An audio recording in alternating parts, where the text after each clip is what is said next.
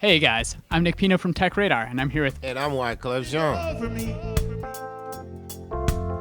and we're here backstage at the Brooklyn Bowl to talk about your new partnership. Partnership, we're going to talk about my combination hooking up with creative technology. Well, for me, the love of sound started in Haiti. I got to the United States when I was 10 years old. My daddy was a minister. And so, like in these gospel churches, you automatically are thrown into playing instruments, right? So, like, you're like 10, 11, it's like, here, play this bass, play this guitar, play this drum. And then you find yourself in the back of a mixing board and like trying to mix the entire choir. I did this score in my uncle's basement. So I had no money, no nothing. So the first thing I bought was we bought an old MCI board and basically had to take that thing apart to put it together. The second thing we bought was a 456 Ampex reel. I couldn't afford a Fender Rhodes, but I knew the theory of vibration. So whether if it's a piano, whether if it's a Fender Rhodes, whether it's what's the original vibration of that instrument? It's a harp. So I knew that if I couldn't afford it, how could I trick your neuro into thinking it was a Fender Rhodes, right?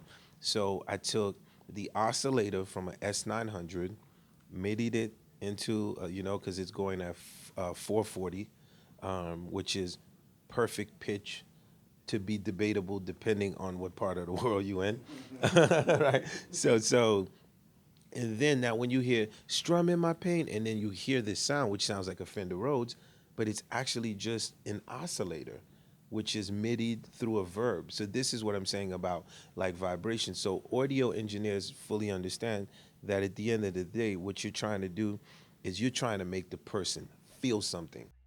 So like we're really like scientists of sound, the same way somebody could take a rocket to space. You're bringing all of this into your new partnership. Tell me a little bit more about like what you're most so why working with creative, why that company, and tell me more about this partnership, about what technologies you guys are working on. Well, creative to me is like I call Sim the Godfather, you know what I mean? And I was looking for a team that didn't think I was crazy or an alien. I just felt like that I had an algorithm in my head which is called super stereo. And in my brain, I always was thinking about, yo, how can we take what is stereo and make it super stereo? The same way when someone watched television, it used to be black and white, then it's color, then it's high def. And I felt the visuals was surpassing where the sound was going. So I felt like the future of where the sound is going for us was who can help me develop an algorithm to take it from stereo to super stereo. And I'll take you a step further. Who can also help me to take the generation of the MP3s where when the files come to us, they completely compress. Who can help us? Who could be the tow booth so that when it comes to us, that it's not as compressed. Like I want to get it the way the mixer is getting it on the other side. Like I don't want to lose anything. So for me, it was a natural partnership with creative because the first product, right, which is called the iRaw, and what attracted me to that was, holy shit, the technology that I was talking about, I'm really not crazy. Here's one speaker that you could put in front of you without having like 7 speakers, and it's still coming through where you feeling like, oh, this sounds like there are 7 speakers in the room. So for me, it naturally felt like a natural partnership. And I mean, for me, I was like, okay, these guys can go from like gaming to just making your music sound better. It's an exciting partnership. I love Dr. Dre. I'm a big fan of Dr. Dre. And so for me, what attracted me to Beats was not the headphones. It was the fact that you can listen to music how Dr. Dre does it. Right. And that was what was exciting to me. So it's like at the end of the day, we have something that we feel is bigger than just saying like we're gonna put it on a brand or anything. We feel like, because when you come up, there's no idea that's new, right? So the best application is an application to all applications, right? So I feel that that's what makes creative incredible. Now, you've been in this business a long time. You've seen the transition from analog to digital, now slightly going back to analog. So tell me a little bit about what you think about the high resolution audio movement and like, I don't know, where this partnership kind of fits in with that. I mean, it definitely fits in because I'm a child of analog. Yeah. And I watched it go to digital. The future is the space in the middle. So I think like with creative, I think that, that helps you find, that space in the middle where analog can meet digital, where it's like you're not losing the substance, you know what I'm saying? Like Right. where it's not so perfect, right? Where it's just like too crispy. Like it's just too good. You know what I'm saying? Like for me, I like dirt in the music. Like I like the raw side of it too, you know what I mean? So but I think that with creative we can find a space in the middle. The whole digital thing, I mean I'm part of it, right? So but at the same time I'm an analog head too. Yeah. Right? But I'm more of a analog dude than a digital dude.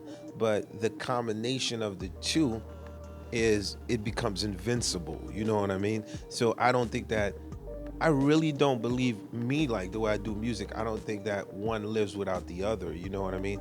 We're using a lot of software, but at the same time, when we can't get the sounds we want, we use the live instruments. We use at times, like, I don't care what you do, man. It's not gonna sound like a Steinway piano, man, unless you play the Steinway.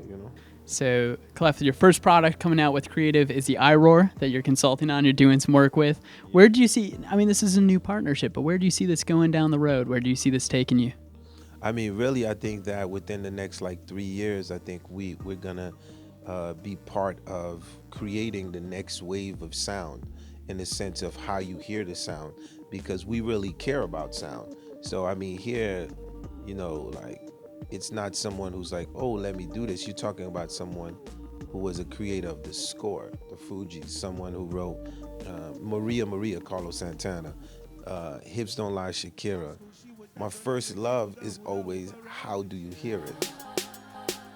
High school, she was that girl that made me do the hula hoop around the gym. I think that we're gonna be a toll booth in the future to a lot of different processors, compressors, a lot of waves on how you send the music, and how we spit it back to you.